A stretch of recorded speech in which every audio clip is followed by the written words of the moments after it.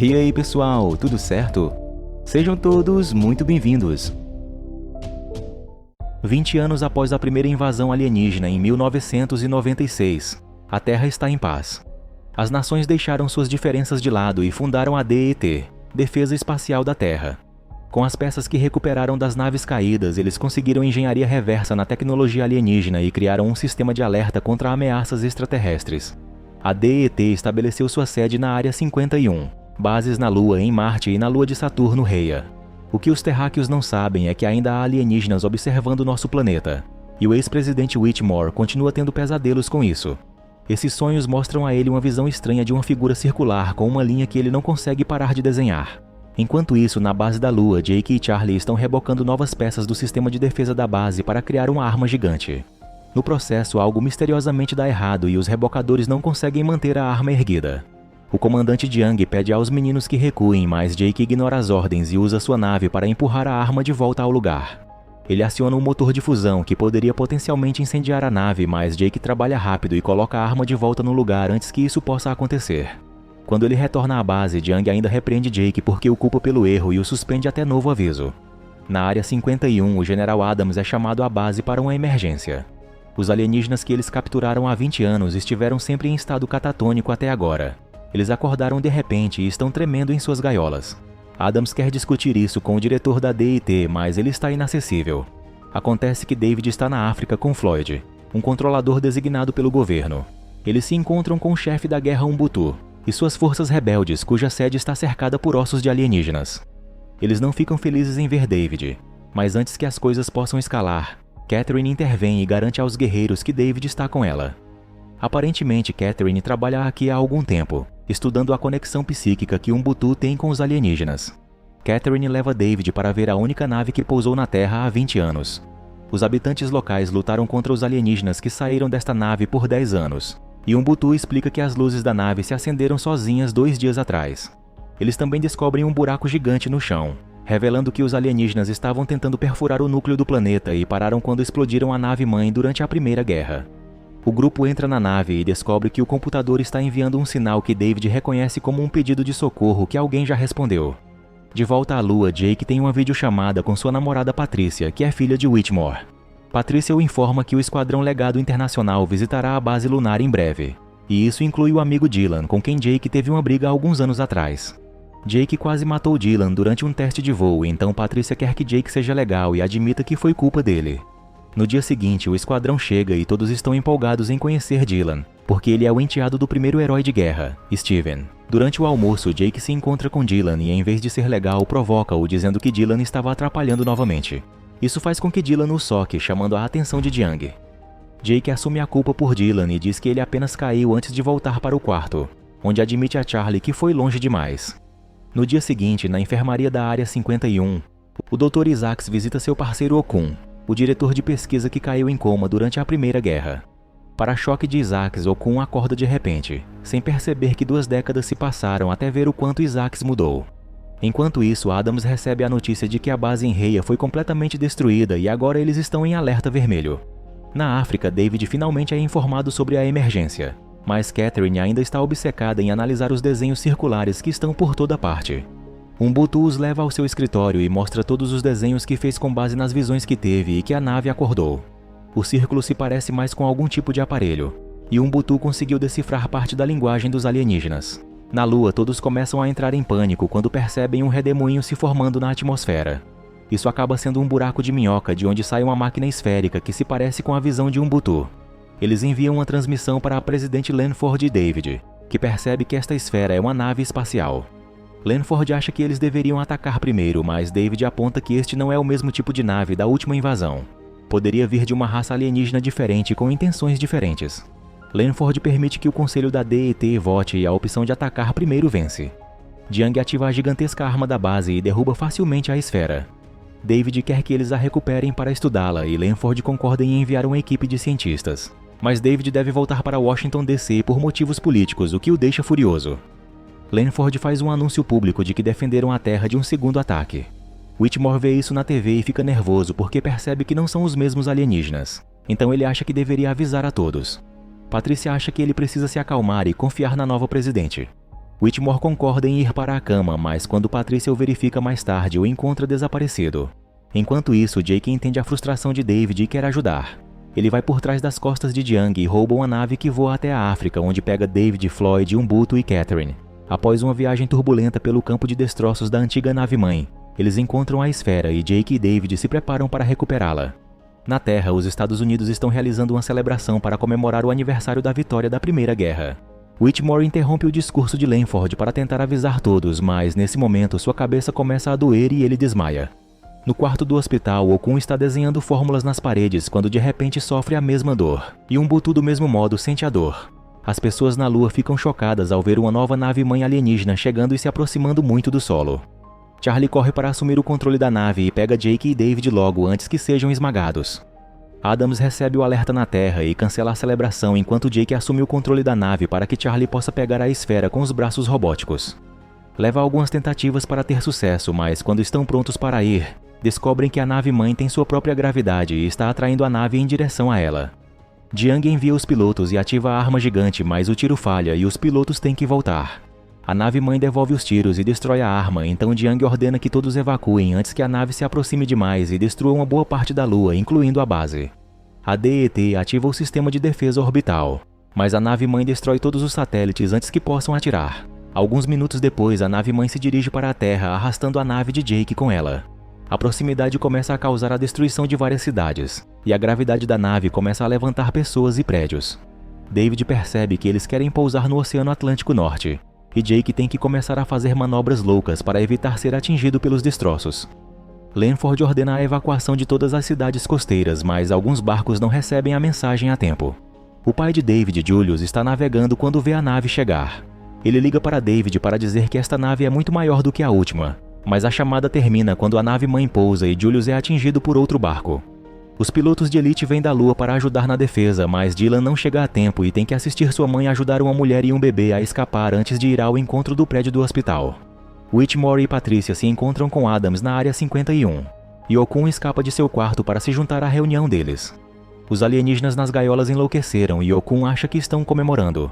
Enquanto David e os outros chegam, Whitmore se esgueira em uma sala selada e liberta um dos alienígenas para estabelecer comunicação.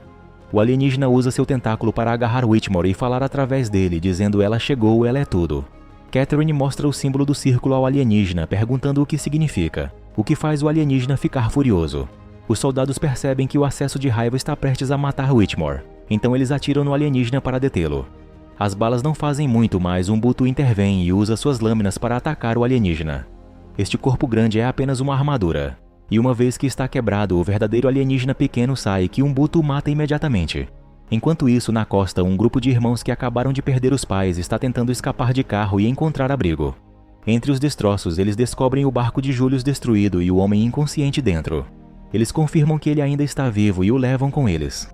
A equipe da Área 51 escaneia a nave-mãe, o que ajuda David a entender que ela é tudo, o que significa que os alienígenas são uma grande colmeia e sua grande rainha acabou de chegar.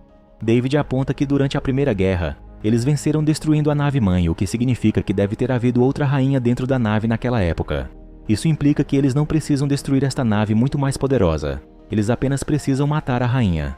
Lanford autoriza uma missão para encontrar a rainha, e todos os pilotos se preparam. Drones voarão adiante para desabilitar os escudos, então os pilotos darão cobertura aos bombardeiros que dispararão ogivas de fusão a frio que deveriam penetrar no casco e matar a rainha. Os pilotos se aproximam da nave-mãe, que imediatamente abre suas defesas. Os jatos fazem o seu melhor para voar ao redor dela e manter uma postura defensiva, mas a nave está muito bem guardada e é impossível alcançar o topo da nave. Após perder 2 bombardeiros, Jake aponta que entrar na nave é a única chance que tem. Dylan concorda que é perigoso, mas também a única maneira, então Adams os autoriza a irem enquanto ordena que os outros forneçam apoio. Quando os jatos entram, eles ficam chocados ao ver que há todo um ecossistema lá dentro. Nesse momento, Whitmore acorda e conta a Patrícia que a rainha sabe que eles estão vindo. Patrícia corre até Adams para informá-lo de que é uma armadilha, mas é tarde demais. A rainha envia uma onda especial que desabilita todos os jatos. Os pilotos começam a cair para a morte, mas ainda lançam as bombas para tentar concluir a missão. Infelizmente, a explosão não atinge a rainha porque ela está cercada por um campo de energia. De repente, uma segunda onda sai do sistema alienígena e esta é tão grande que desativa todos os satélites, a base da Área 51 e o bunker do presidente. Em seguida, a nave-mãe aproveita a oportunidade para atacar o bunker, matando todos lá dentro, incluindo Lanford. Momentos depois, os líderes militares chegam à Área 51 e nomeiam Adams o novo presidente dos Estados Unidos. Catherine mostra os desenhos de Okun para Umbuto e ele consegue traduzir alguns deles. Há menções a uma guerra intergaláctica e algo sobre deter um inimigo antes que ele chegue à Terra. Isso faz Umbuto perceber que a esfera quer ser uma aliada porque os alienígenas também são seus inimigos. Dentro da nave-mãe, Jake e Dylan, junto com alguns outros pilotos, conseguiram sobreviver à queda. Então agora precisam se esconder no ecossistema para não serem pegos. Na base, Okun consegue abrir a cápsula com um laser especial e escaneia a esfera, mas não consegue detectar nenhum sinal. Floyd se aproxima para tocar a esfera por curiosidade, e a superfície lisa começa a absorver suas mãos. Depois de alguns segundos, a esfera se ativa e solta Floyd antes de começar a se comunicar em inglês, que aprendeu da mente de Floyd. Ao mesmo tempo, a rainha recebe uma leitura em seu sistema e decide colocar uma grande armadura. Os pilotos só podem assistir enquanto o topo da nave-mãe de repente decola para iniciar um novo ataque. A esfera começa a explicar que interceptou o chamado de socorro dos alienígenas e veio tentar avisar os humanos, mas os humanos atacaram a esfera sem fazer perguntas primeiro. A espécie da esfera já lutou contra os alienígenas invasores antes. Eles chamam as naves-mãe de naves ceifadoras porque vão de planeta em planeta colhendo os núcleos para serem usados como combustível. Esta esfera é a única sobrevivente de seu planeta, e seu sistema detém a chave da tecnologia superior. Há um planeta escondido onde ela ensina refugiados de outros mundos caídos a construir armas que derrotarão os invasores. É por isso que os alienígenas têm medo dela. Infelizmente, agora que a esfera está ativada, a rainha pode rastreá-la. David aponta que se a rainha já está vindo, eles podem atraí-la assim como ela os atraiu primeiro. Okun e David acham que podem esconder a verdadeira esfera dentro de uma câmara de isolamento e replicar seu sinal de radiação com uma isca dentro de um rebocador cheio de bombas de fusão a frio. Então a rainha seguirá aquele sinal para uma armadilha. A única coisa de que precisam é de alguma forma para rastrear a rainha. E Adams revela que ainda tem um caminhão de radar da Primeira Guerra. Adams e David conversam com os poucos pilotos que sobraram, explicando que, como os satélites estão inoperantes, alguém terá que voar manualmente para detonar as bombas, o que significa que esse piloto não sobreviverá à missão. Patrícia tenta se voluntariar, mas Whitmore intervém e aceita a missão, ignorando a desaprovação de sua filha. Enquanto isso, Julius acorda e convence os irmãos a levá-lo para a Área 51. No entanto, eles estão ficando sem gasolina e se movendo a passos de tartaruga. Eles param em um posto de gasolina e encontram um ônibus escolar cheio de crianças que foram abandonadas pelo motorista. Então Julius assume o controle e, com todas as crianças a bordo, começa a dirigir o ônibus em direção à Área 51. Dentro da nave-mãe, os pilotos encontram o hangar dos alienígenas. Jake corre na frente para distrair os alienígenas, insultando-os e urinando no chão deles, enquanto seus amigos roubam os jatos. Os alienígenas não aceitam bem os insultos de Jake e abrem fogo, mas antes que possam atingir Jake, os pilotos decolam nos jatos e pegam Jake. Imediatamente, os alienígenas começam a persegui-los e fechar as portas. Então os pilotos precisam fazer algumas manobras extras para evitar serem mortos. No calor da batalha, Jake pede desculpas a Dylan por quase matá-lo todos aqueles anos atrás. Depois de alguns momentos de tensão, os pilotos conseguem alcançar as portas e escapar antes que se fechem. Todos na base se preparam para o ataque.